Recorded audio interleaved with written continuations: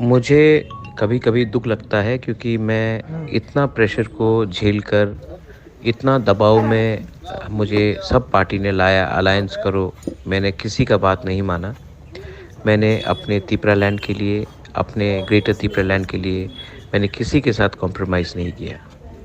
आज अकेला मैं सबसे बड़ा से बड़ा पार्टी से लड़ रहा हूँ। लेकिन कहीं-कहीं से न्यूज़ आया है कि कोई प्रेस कॉन्फ्रेंस कर रहा है, कोई ये कर रहा है। क्या दुःख लगता है कि हमारे तिपरासा लोग बुबागरा का सैक्रिफाइस ही नहीं समझ सका।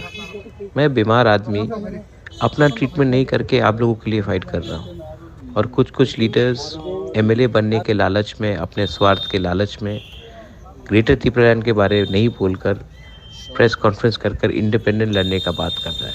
आप लोग लड़ो, मैं आप ही के एरिया में आऊँगा और मैं आपको दिखाऊँगा कि आप लोग ने क्या गलती काम किया है और मैं आपके खिलाफ बोलूँगा।